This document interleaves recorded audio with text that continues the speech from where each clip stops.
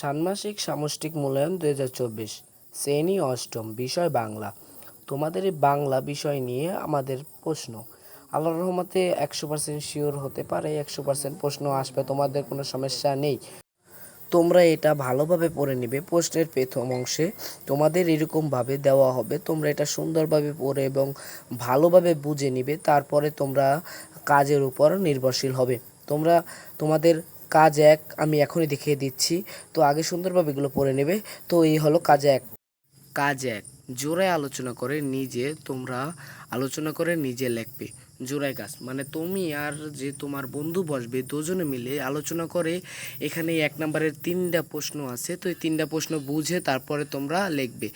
Number 2 প্রশ্নটাই দেখো, তোমাদের এখানে বলা হয়েছে তালিকা থেকে যে কোনো একটি প্রয়োজন বা সময় নিয়ে দুটি যোগাযোগের নমুনা তৈরি করো।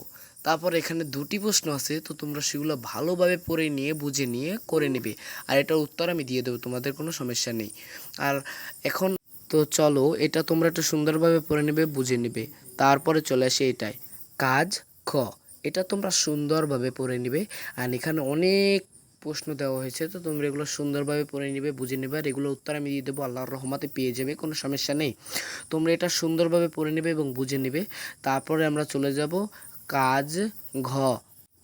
কাজ ঘ, উপরের 1 এবং 2 ওটা সুন্দরভাবে পড়ে নেবে, বুঝে নেবে। তারপর খ নাম্বারের যেটা বলতাছে ওইটা সুন্দরভাবে পড়ে নেবে।